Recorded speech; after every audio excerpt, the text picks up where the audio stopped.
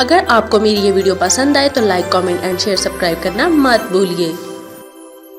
السلام علیکم دوستوں، میرا نام ہے پلوش شرشین اور میں پڑھنے جا رہی ہوں آج کا ناول، جس کا نام ہے تیری محبت سے پہلے مشہور تھی انا میری۔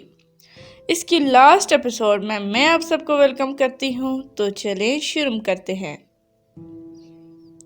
انمول گھر آئی تو امی کے گلے لگ کر بہت روئی۔ سب گھر والے بار بار پوچھ رہے تھے تم کہاں تھی؟ اب تک پر وہ کچھ بول ہی نہ پا رہی تھی۔ عمیر کن اکھیوں سے انمول کو دیکھ رہا تھا۔ انمول کو اپنا آپ بلاوجہ چور سا محسوس ہوا، تو وہ اٹھ کر اپنے کمرے میں مرے مرے قدموں سے چل دی۔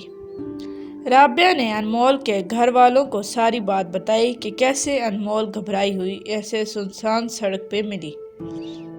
رابعہ نے بتایا کہ یوں ہی شارٹ کٹ کا سوچ کے اس راستے سے آگے تو قسمت نے انمول سے ملا دیا، ورنہ اس سنسان راستے پہ جلدی کوئی نہیں جاتا۔ رابعہ نے پھر انمول کے گھر والوں سے اجازت طلب کی اور چلی گئی۔ عروہ نے جب انمول کو گھر میں دیکھا تو وہ بہت ڈر گئی کہ اب اسے پکڑے جانے کا خوف ستانے لگا۔ جب سب اٹھ کر اپنے کمرے میں جانے لگے تو عروہ نے اپنے کمرے سے اپنا ضروری سامان لیا اور چپکے سے گھر سے نکل گئی۔ گھر میں کسی نے عروہ کی غیر موجودگی کو نوٹ نہیں کیا سوائے عمیر کے، کیونکہ وہ اکثر گھر سے باہر ہی رہتی تھی۔ جب سے آئی تھی رات کو، جب انمول کی امی اس کے کمرے میں دودھ لے کر آئی تو پیار سے اس کے سر پر ہاتھ رکھا اور پوچھا، بتاؤ بیٹا کہاں گئی تھی؟ کیوں گمسم سی ہو؟ میں جانتی ہوں میری بیٹی کچھ غلط نہیں کر سکتی، مجھے اپنی پرورش پر پورا یقین ہے۔ انمول ماں کا قرب پا کر ان کے سینے سے لگ گئی اور خوب روئی۔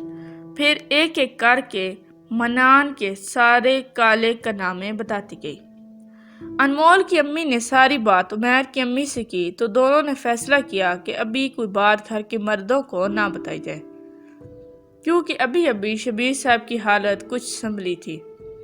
اگر ان کو اس حالت میں اپنے بیٹے کے کالے کرتوتوں کا پتہ چلتا تو وہ یہ سب برداشت نہ کر پاتے۔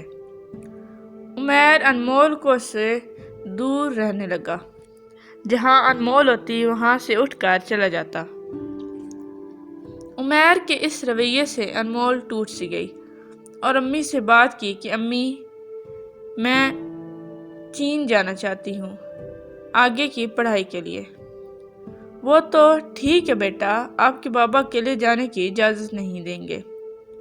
امی تو ٹھیک ہے نا، عمر کو بھی تو آگے کی پڑھائی کے لیے چین جانا چاہتا ہے، ہم دونوں بہن بھائی ساتھ چلے جاتے ہیں، پھر تو بابا اجازت دیں گے نا۔ اچھا بیٹا، میں آپ کے بابا سے بات کرتی ہوں۔ انہوں نے جب انمول کے بابا سے بات کی تو انہوں نے دونوں بہن بھائی کو اکٹھے جانے کی اجازت دے دی۔ جس دن انمول کی فلائٹ تھی، انمول پورا دن عمیر کا انتظار کرتی رہی، پر وہ آفس سے ہی نہیں آیا۔ ٹوٹے دل کے ساتھ انمول چین کے سفر پر عمر کے ساتھ چل دی۔ 2 سال کا وقت لگا کر اڑا گیا، پر انمول کے لیے ایک ایک دن صدیوں جیسا تھا۔ آج واپسی کا دن تھا اور انمول کو سمجھ ہی نہیں آ رہی تھی کہ خوش ہو یا اداس۔ عمیر آفس سے گھر آیا تو امی سے پتہ چلا کہ انمول اور عمیر چین چلے گئے ہیں 2 سال کے لیے۔ عمیر کو یہ بات سن کے حیرت کا شدید جھٹکا لگا۔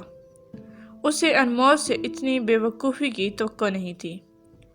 انمول کو جو لگ رہا تھا اب کو اس سے پیار نہیں رہا، اب وہ اس سے شادی نہیں کرنا چاہتا، ایسا کچھ نہیں تھا، بلکہ وہ انمول کے اغوا کے بعد سے ہی عروہ پر خاص نظر رکھنے لگا تھا۔ جس وقت عروہ گھر سے اپنا سامان اٹھا کے بھاگی تھی، تب بھی عمیر نے اس کا پیچھا کیا تھا اور پتہ کر لیا تھا کہ وہ کہاں گئی ہے۔ عمیر کا ایک دوست پولیس افسر تھا، اس کی پل پل کی رپورٹ دے رہا تھا۔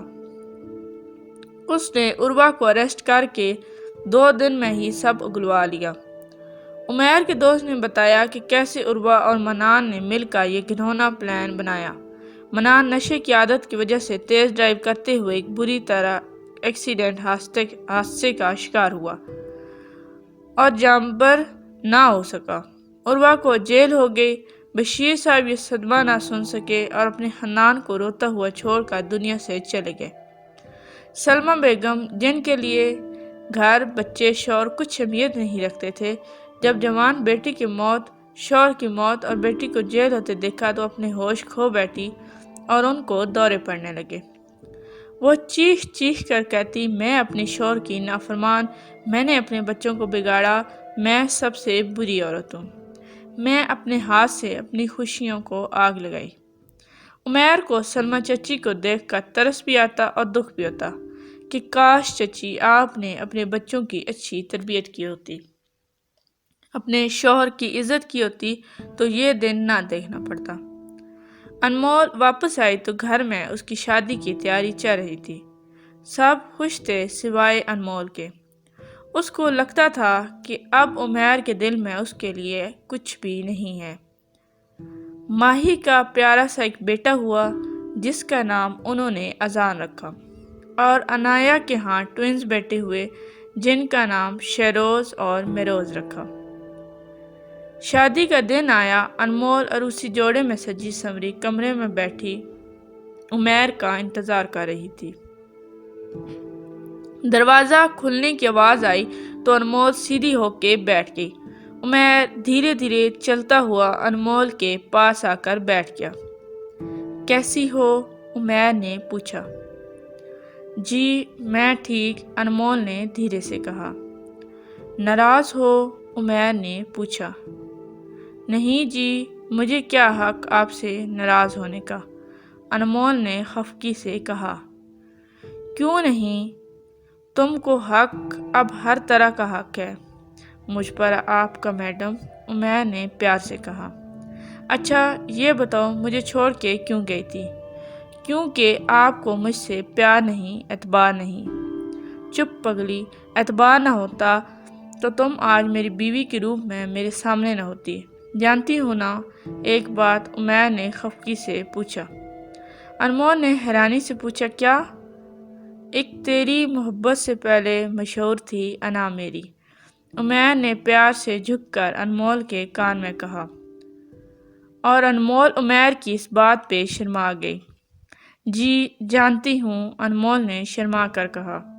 پھر عمیر نے اس کے ہاتھ میں شادی کا پہلا تحفہ رنگ پہنائی اور انمول نے اپنا سر اپنے مجازی خدا کے کندھوں پر رکھ دیا اور دونوں اپنے آنے والی زندگی کے حسین خواب دیکھنے لگے۔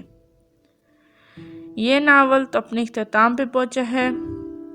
ملتے ہیں نیکسٹ ناول میں، تب تک کے لیے اللہ حافظ۔ Please like, subscribe and share our channel and press the bell icon for more videos.